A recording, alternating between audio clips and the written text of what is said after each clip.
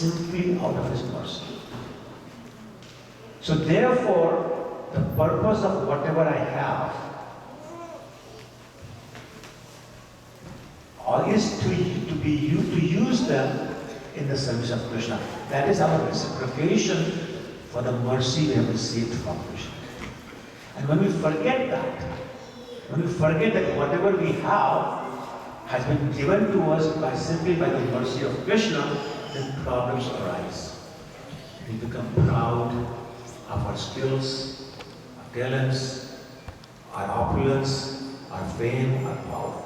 We become puffed up and we start acting in an arrogant manner. Krishna never appreciates that. Krishna will tolerate a lot of things, but will not tolerate arrogance, pride, etc. And we have a very famous story in that regard. There's a demigod by the name of Indra, who is in charge of rain. And during the time of Lord Krishna, there was Indra worship that was done every year. Actually, in this month. Indra became puffed up and said, "Hi, but for me, these people will starve because no rain, no crops, there will be nothing to eat, they'll all die. So I'm powerful, I'm great." Krishna decided that it's time to show this Indra, who is the king of all the demigods, by the way, also, who is the real boss, and that where his place is. So there is this whole pastime known as Govardhan Leela. It's the lifting of the hill. It's still there today, by the way, in Vrindavan, known as Govardhan. And one of the main purposes, not all the purposes, but one of the main purposes of that pastime was to break Indra's pride, that you're not the owner of these powers. These powers are to be used in my service, not for your aggrandizement, not for your pleasure, but for my pleasure. And when Krishna breaks your pride, it really breaks it into pieces. And literally picks you up and bangs you down, up and down on the floor until you say, I get it. All my pride is gone. And he showed it. For 7 days, Indra was causing rain. That is equivalent to rain during the time of apocalypse. It is said that it was raining like pillars at a time. High winds, unbelievable amount of rain. And Krishna said, that's okay. All my devotees are protected. He simply lifted the hill like a child will lift a mushroom. I said, everybody come under me. For 7 days, Indra tried everything in his power to destroy this little village called Vrindavan. He used his mace, which is so powerful, to break the mountains, to try and break the mountain Krishna had lifted, but nothing happened. As a matter of fact, he was getting reports with all that wind, all that rain, not even a leaf is blowing away from top of the hill. The animals in the hill are wandering around, running around, having fun as if nothing is happening.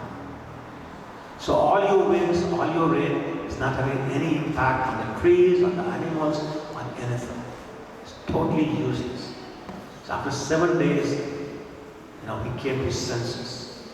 The other thing he found out was that he figured that all the dirt from the mountain will come and will bury everybody. And he got the report that all that dirt is doing is making boundary walls around the hill, so any water that's on the land is not flowing into the area where everybody is standing. They're completely smashing his pride.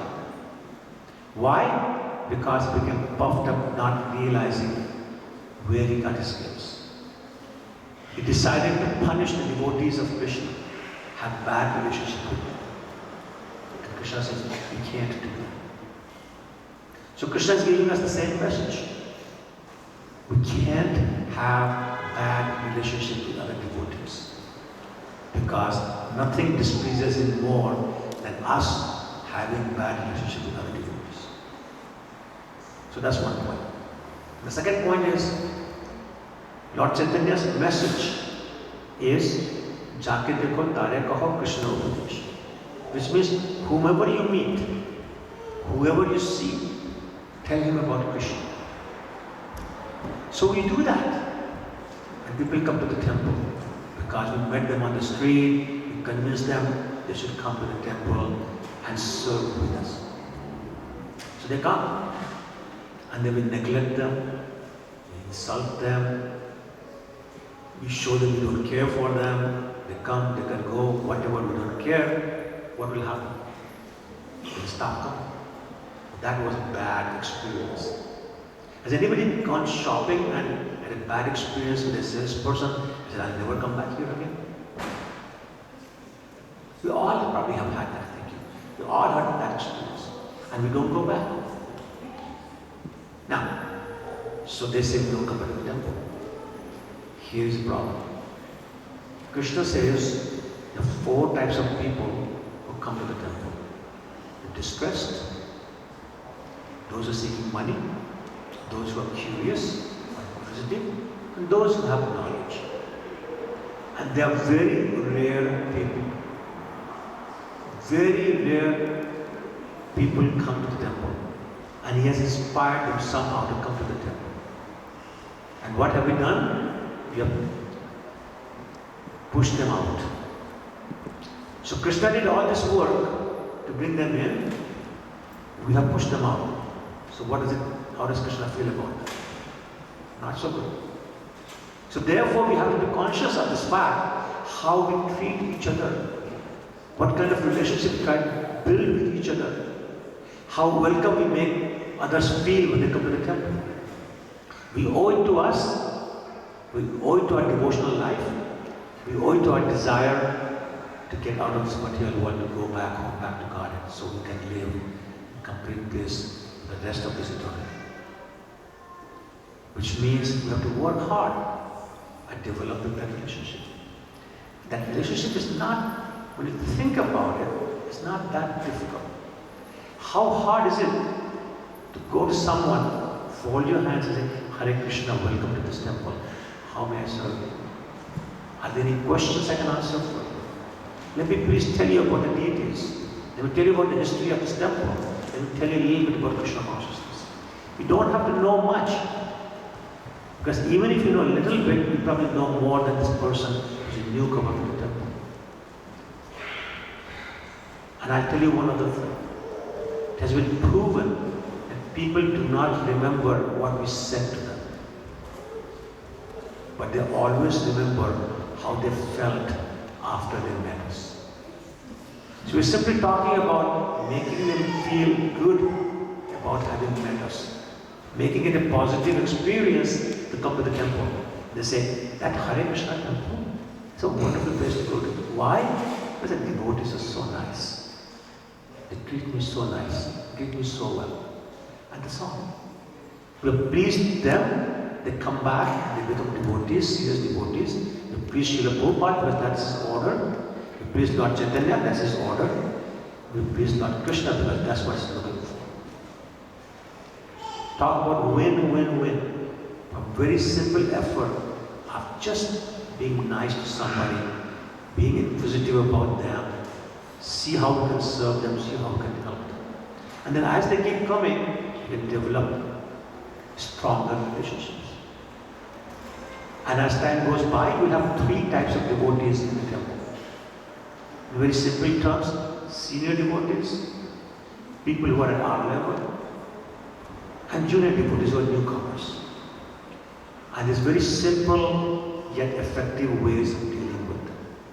Senior devotees, we should be looking after them and serving them, including serving the prasadam. Serving them some other way, whatever way pleases them. Those who are equal to us in terms of knowledge, the level of devotional service, we can discuss scriptures with them, we can discuss philosophy with them. We can discuss ways to serve Krishna better. We can discuss ways, innovative ways of serving Krishna, on and on and on. And those of us who are junior can show compassion by giving them knowledge about Krishna, by giving them knowledge about the scriptures, encouraging them to come to the temple more often, to increase their sadhana, to increase their rounds of chanting, etc., etc. And that's all it takes. So, before I start, I'm going to stop 5 minutes before to give time for any questions. But let us remember, good relationship with the devotees means good relationship with Krishna. If the devotees are happy with us, with our behavior, with our interactions, with the way we treat them, then Krishna is pleased, because Krishna is looking at that. How are you dealing with my devotees? His pleasure, his happiness, his relationship with us is directly proportional to our relationship with other devotees in the temple, or anywhere for that matter. A small amount of investment, great return. A small effort to please other devotees, great return of Krishna being pleased with us. Not a bad deal at all. So thank you very much. Hopefully it made sense to you. Hopefully you can internalize this message. And not that you don't have good relationships, but relationships can always be better. So let's try for that. Thank you. Hare Krishna.